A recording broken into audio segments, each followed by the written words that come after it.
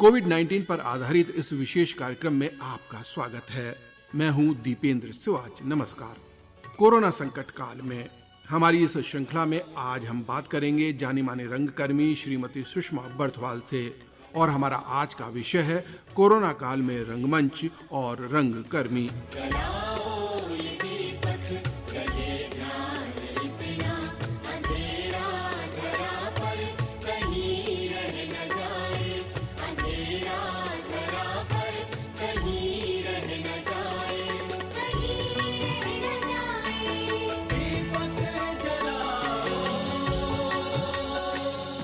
श्रोताओं, इस समय भी पूरा विश्व कोरोना वायरस की महामारी से जूझ रहा है।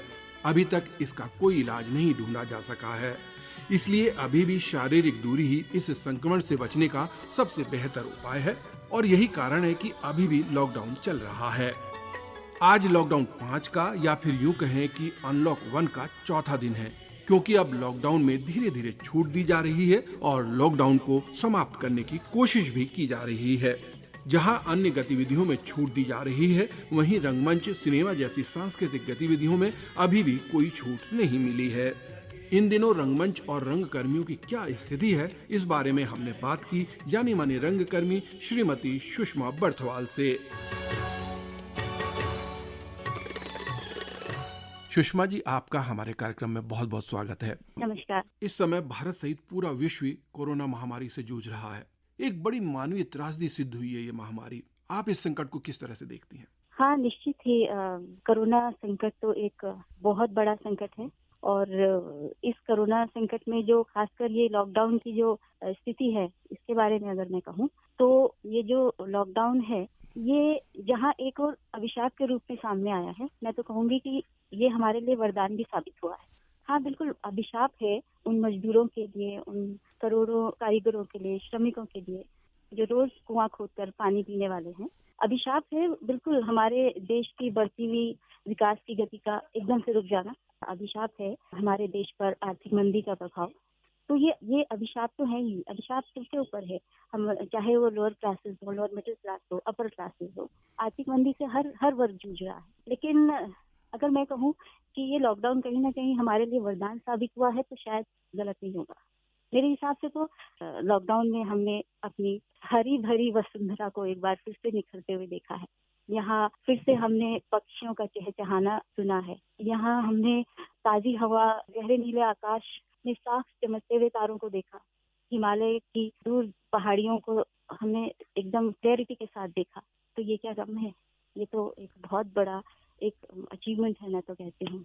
और सबसे बड़ी बात कि लाखों करोड़ों लोगों का सपना होता था कि हम घर में रहें, कुछ समय हम घर में बिताएं, क्योंकि भागदौड़ भरी जिंदगी से उनको इतनी कहाँ फुर्सत होती थी कि वो घर में आराम से बैठ सके। मुश्किल से एक संडे का दिन, वो भी किस तरह से बीत जाता था पता ही नहीं। लेकिन ये जो लॉकडाउन में जो उन्होंने अपना समय बिताया, जो उन्होंने ऑफिशियल जो छुट्टी कहनी चाहिए जो उन्हें मिली है, जो जिस तरह से उन्हें अपने घर के लोगों के साथ समय बिताया, ठीक है, अपने आप को जाना, अपने आप को पहचाना, अपनी पसंदीदा कार्य के लिए, तो ये एक काफी महत्वपूर्ण बात है। तो ये कहूंगी कि ये लॉकडाउन हमारी जिंदगी में एक घने पेड़ की छांव की तरह आया, जिसने कि हमें कड़ी धूप से बचाकर थोड़ी देर अपने नीचे बिठाया, हमें सोचने के लिए मजबूर किया कि सोचो तुम कौन हो, कहाँ से आ रहे हो, कहाँ जा रहे हो, क्या करना है, आत्मचिंतन किया, मेडिटेशन किया। तो ये सारी बातें हैं जो हमने इस लॉकडाउन में, मैंने इस खासकर इस लॉकडाउन में वरदान के रूप में देखी। जैसा आपने शुरू में कहा कि कुछ लोगों को इससे बहुत परेशानी हुई, क्योंकि इस काल में अन्य गतिविधियों के साथ साथ रंगमंच की भी सारी गतिविधियां बंद हैं। और जब मैं रंगमंच की बात कर रहा हूं तो आप इसमें सिनेमा और टीवी को भी शामिल कर सकती हैं। तो ये कलाकारों और रंगकर्मियों के लिए भी एक कठिन समय था, या कहें कि है? हाँ, बिल्कुल, डेफिनेटली। रंगमंच के लिए क्या, हर क्षेत्र में लोगों के ऊपर प्रभाव पड़ा है, तो रंगकर्मियों के ऊपर भी इसका बहुत ज्यादा प्रभाव पड़ा है। लेकिन एक रंगकर्मी होने के नाते सबसे पहले हमारी क्या जिम्मेदारी बनती है? हमारी तो जिम्मेदारी है ना कि हम समाज में जो भी घटित हो रहा है उसको हम अपने नाटक के माध्यम से लोगों तक पहुंचाते हैं।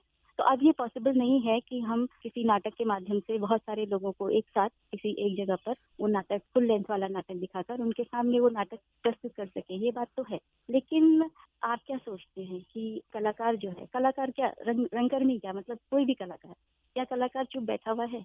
नहीं, कलाकार कभी चुप नहीं बैठता। चाहे वो रंगकर्मी हो, चाहे वो चित्रकार हो, चाहे वो गायक हो, चाहे वो पेंटर हो, चाहे वो डांसर हो, कोई भी हो, वो चुप नहीं बैठेगा। क्यों नहीं चुप बैठेगा? क्योंकि उसके अंदर बुद्धि है, वो विवेकशील है, वो सोचता है, कल्पनाशील है वो, और सबसे बड़ी बात कि भावुक है, इमोशनल है, क्रिएटिविटी है उसके अंदर। जो भी उसके अंदर भाव हैं, उन भावों को किसी न किसी माध्यम के द्वारा व्यक्त करता ही रहता है।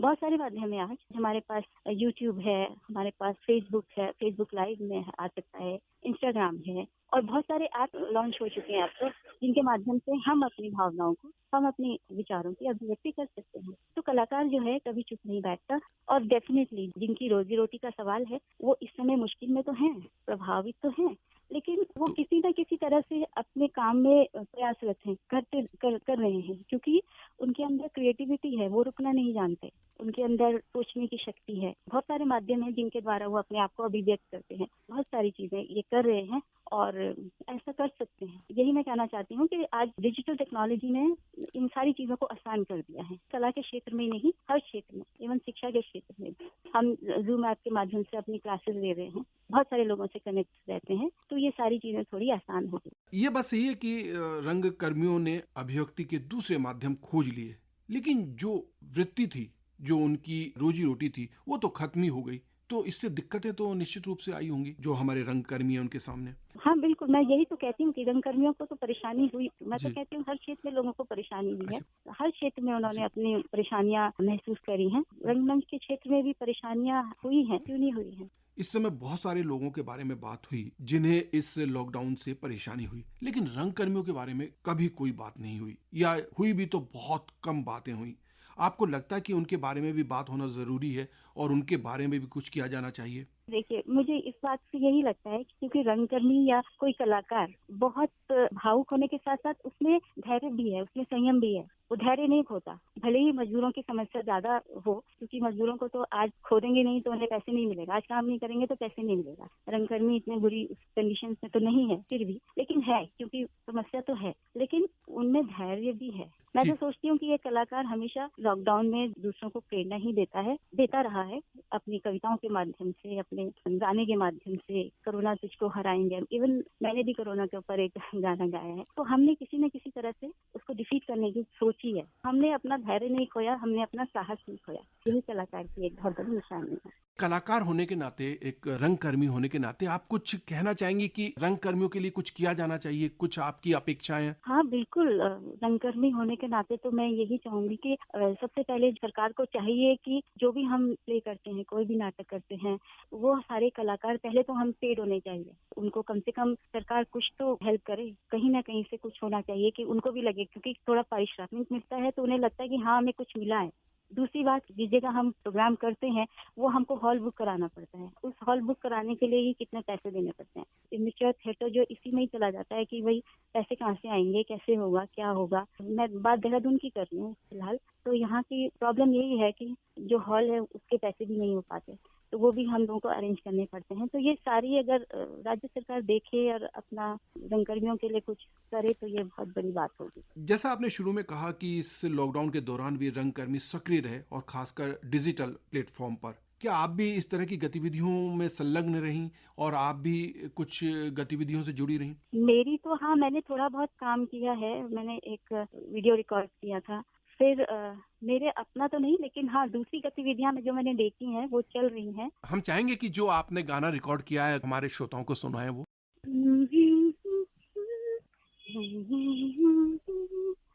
कोरोना तुझको हराएंगे हम, देश को अपने बचाएंगे हम। कोरोना तुझको हराएंगे हम, देश को अपने बचाएंगे हम। घर में वक्त बिताएंगे हम, घर से बाहर न जाएंगे हम। Stay at home, don't go anywhere, don't go, don't go, don't go, don't go anywhere. कामकाजी महिला होने के नाते आपको लगता है कि इस तरह की जब समस्याएं आती हैं तो महिलाओं पर कुछ अतिरिक्त बोझ पड़ जाता है, अतिरिक्त दबाव पड़ता है? हाँ बिल्कुल, इस तरह की सिचुएशन में तो सबसे पहले घर में परिश्रम अधिक हो जाता है, उसका काम बढ़ जाता है। तो जब सब घर में रहेंगे तो नेचुरली घर में शारीरिक परिश्रम तो बढ़ता ही है, साथ में मानसिक परेशानियां भी बढ़ गई। क्यों मानसिक परेशानियां क्यों बढ़ गई? क्योंकि वो ज्यादा सचेत है, ज्यादा सेंसिटिव है, ज्यादा हाइजीन के प्रति वो सचेत है, जबकि घर में लोग इतने ज्यादा नहीं है। उसको हमेशा ये टेंशन है कि कोई आ गया, किसी ने हाथ नहीं धोए, किसी ने सैनिटाइज नहीं किया, कोई ये है। तो ये इस तरह से वो बहुत मानसिक तौर से भी काफी परेशान है। कोई बाहर गया है घर से तो वो उसके लिए परेशान है। घर में जब सभी लोग हैं तो सब अपनी अपनी इच्छाओं का, अपनी अपनी पसंद का कोई फरमाइशें करते हैं, उनको पूरा करना भी है। प्लस अगर वो वर्किंग है तो उसको अपने साथ साथ के ऑफिस का, अपने स्कूल का काम करना भी है। तो इस तरह से उसके लिए परेशानी ज्यादा अधिक हो गई है। जो लॉकडाउन का समय था उस दौरान बहुत सारी ऐसी भी खबरें आई कि जो घरेलू हिंसा की जो वारदातें हैं वो और ज्यादा बढ़ गई। ये भी एक परेशानी का सबब है। हाँ, ये परेशानी मेरे ख्याल से खासकर लोअर मिडिल क्लास में ज्यादा देखने को मिली है। वो ऐसी जगह जहाँ पर लोगों के रोजगार छिन गए हैं, जहाँ पर लोग बेरोजगार हो गए हैं, जहाँ पर भुखमरी की नौबत है, जहाँ पर जैसे चाय का ढाबा है, किसी का चाउमीन की ठेली है, कोई ऑटो रिक्शा वाला है। ये लोग ऐसे लोग हैं जिनका लॉकडाउन के दौरान बिल्कुल रोजगार बंद हो गया था। अब जब ये घर में बैठेंगे तो नेचुरली है कि पैसा नहीं आएगा तो कुछ ना कुछ बातें होंगी और उससे घरेलू हिंसा बढ़ने के चांसेस ज्यादा रहते हैं। तो ये मेरे ख्याल से एक इनके ऊपर ज्यादा इस बात का प्रभाव पड़ता है। जो आपका समय था वो किस तरह से बीता इस लॉकडाउन में? मेरे लिए तो ये लॉकडाउन बहुत ही महत्वपूर्ण समय रहा है। इसमें मैंने अपने आप को पहचाना, अपने आप को जानने की कोशिश करी। मैंने वो काम किया जो शायद मुझे टाइम नहीं मिलता था। डेली रूटीन लाइफ में मुझे वो काम करने का मौका नहीं मिलता था। मैं चाहती थी रोज मेडिटेशन करना। मेडिटेशन हमारी एक प्राणिक हीलिंग है, तो उसमें हमें मेडिटेशन की सख्त आवश्यकता होती है रोज। तो वो मैं चाहकर भी वो मेडिटेशन नहीं कर पाती थी। तो मेरे को इस लॉकडाउन के दौरान पूरा समय मिला कि मैं पूरी तरह से अपने आप को मेडिटेट करूं। दूसरा था कि मैं चाहती थी मैं एक्सरसाइज करूं, तो मैंने खूब एक्सरसाइज करी। मैं थोड़ा सा संगीत का भी मैंने थोड़ा बहुत रियाज किया। तो इस तरह से मैंने अपना समय जो है वो बिताया। और सबसे बड़ी बात, इस लॉकडाउन में मैंने जो एक चीज महसूस करी कि जब मैंने सोचा कि मुझे एक्चुअली क्या चाहिए, मुझे चाहिए क्या, मैं क्या कर रही हूँ, तो जिस क्षेत्र में जुड़ी हुई थी, लेकिन मैंने डिसीजन नहीं लिया था कि मुझे करना है या नहीं करना है। तो इस लॉकडाउन के दौरान मैंने वो डिसाइड किया कि yes, I have to do this. आप शिक्षिका भी हैं, रंगकर्मी भी हैं और साथ में एक गृहिणी तो हैं ही। तो कैसे ये समय आपका बीता? वही है कि टाइम मैनेजमेंट बहुत जरूरी था, किस टाइम पे हमें क्या करना है। तो सुबह सुबह जैसे उसके लिए जरूरी होता है कि सबसे जल्दी उठो, जल्दी उठ के पहले अपने घर के काम सारे पूरे करो। उसके बाद हमारी क्लासेस हैं, 9 बजे से क्लास शुरू है, तो 9 से 11 बजे तक हमें अपनी क्लासेस करनी है। उसके बाद जो असाइनमेंट है, मतलब 9 से लेके 12 बजे तक हम स्कूल के काम के लिए भागते हैं। और काम है मेरे, तो ये सारे काम टाइम के हिसाब से ही होते हैं, टाइम निकालना पड़ता है। क्योंकि अभी भी लॉकडाउन पूरी तरह से नहीं खुला है, तो क्या कहना चाहेंगे हमारे श्रोताओं को कि किस तरह का उनका आचार विचार होना चाहिए, किस तरह का उनका व्यवहार इस समय में होना चाहिए? ये बहुत जरूरी है, क्योंकि बीमारी ऐसी की तैसी है, संक्रमण ज्यादा से ज्यादा फैल रहा है। तो हमें खुद ही अपना ध्यान रखना पड़ेगा। भी अगर हम अपने आप को बचाएंगे तो ही कुछ हो सकता है। मैं कहूंगी कि मास्क तो पहनना ही है, सोशल डिस्टेंसिंग बहुत जरूरी है। कहीं भी जा रहे हो, कहीं से भी आ रहे हो, तो अच्छे से अपने हाथों को धो, सैनिटाइज करो, पूरा हाइजीन का ध्यान रखो। ये सारी चीजें हैं जो हमें बहुत जरूरी है। सबसे बड़ी बात ये कहना चाहूंगी कि लोगों को ये हिम्मत देना चाहूंगी कि बिल्कुल मुश्किल घड़ी है, बहुत मुश्किल घड़ी है, लेकिन मुश्किल है, गुजर जाएगा, गुजर जाएगा।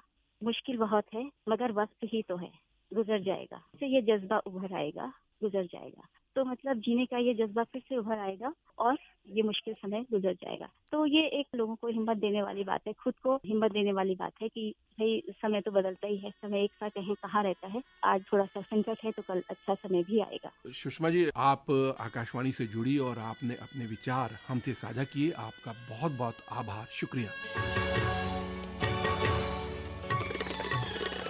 कोरोना संकट काल में रंगकर्मी और रंगमंच, अभी आप इस विषय पर रंगकर्मी श्रीमती सुषमा बर्थवाल से की गई ये बातचीत सुन रहे थे।